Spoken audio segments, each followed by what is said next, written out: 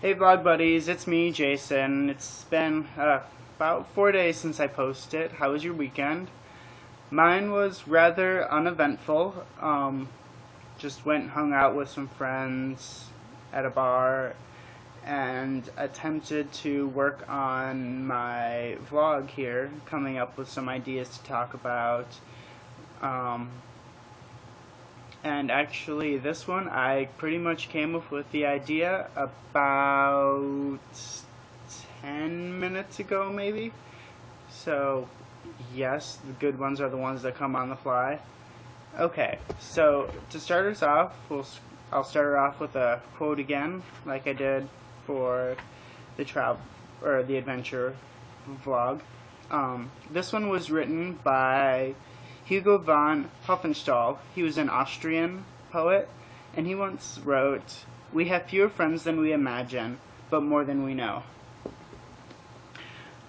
I find this to be very true in my life because when I was diagnosed with depression after I came back from Afghanistan, I had a very small group of close knit friends, and so I felt I needed to be more social. So I got out there and I made more friends, but that caused me to neglect, is probably the best word for it, my other friends that I had before I left for Afghanistan. Um, well, after a while, a lot of crap happened in my life. Um, Devastating crap. And so I became suicidal. I had a plan. I knew when I was going to do it and how I was going to do it and everything else that comes with the plan.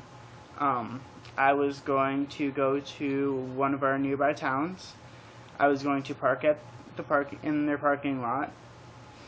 I was then going to walk to the nearby interstate, and I was going to jump in front of the first semi or bus that was going over 70 miles an hour.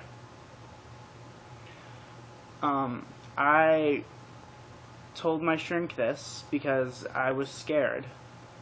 Um, and it ended up landing me a week in a mental hospital. Gulf Oaks Mental Hospital is where I went. Um, when I got to Gulf Oaks, I was scared. I had so many emotions running through my mind that I really didn't know what to do. And so I kind of just sat there hoping that someone would come talk to me. And no one really did. So I had to go out there and I had to be social and force myself to be social to make friends with people who I was in the mental hospital with. Um, I was put on the second floor of Gulf Oaks. It's the low acuity area. It's for people who have minor psychological disorders such as depression, suicide, bipolar, well, minor bipolar. Um, and Gulf Oaks was pretty much, it was a break from life. It was a well-needed break from life. Um, I learned so much about myself while I was there. Um, well, going back to when I first got there, all the feelings I had, all the sadness. Um, so I made friends, and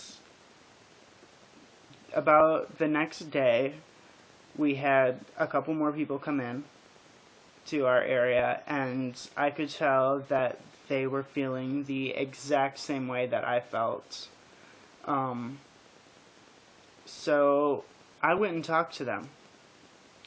I welcomed them to the floor. I introduced myself. I introduced them to the rest of the patients that were on the floor with me.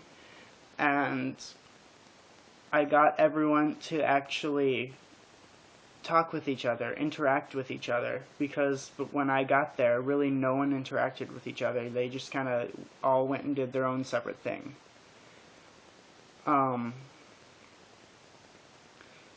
So that was probably one of the best things that I've ever done for helping people when they're in need. I mean, everyone who I did that for came up to me the next day and thanked me, because that's exactly what they needed at that time. And I was so glad I could help them. I made a lot of great friends while I was in the hospital. A couple of them that I still see every now and then.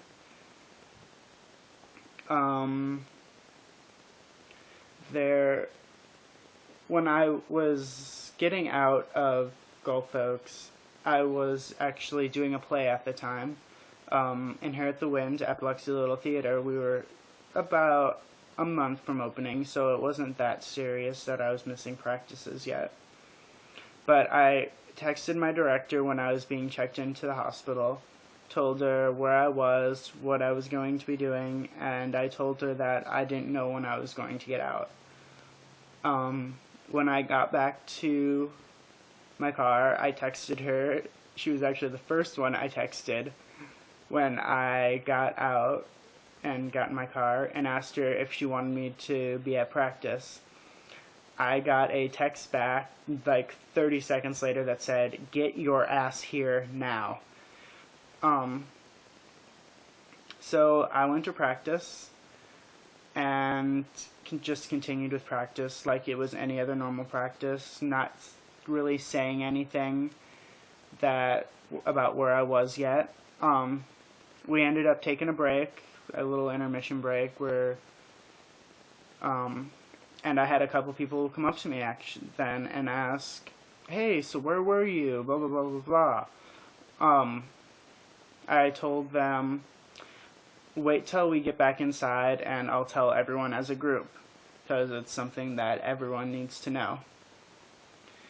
And the director looked at me and she said, you don't have to do this. And I know I didn't have to do it. It's just I felt I had to. So when our break was over, I sat the entire cast down and I had a conversation like I'm having with you all right now. Told them about the past, I think I told them about the past 9 months at the time. I've been back in the States for about a year now. So at the time, yeah, it was about 9 months of my life. And when I was done, I had so many people come up to me and say, "Why didn't you talk to one of us? We could have helped you." It made me realize that I have so many people in my corner. I always thought it was going to be me versus the world. And after that experience, the best experience of my life, I realized that I'm not alone. And you're not alone, okay? So for everyone who is feeling like I did, there is hope. I am living proof of that. So I'm going to sign off for now. Peace out. I love you, and you're beautiful, okay? Stay safe.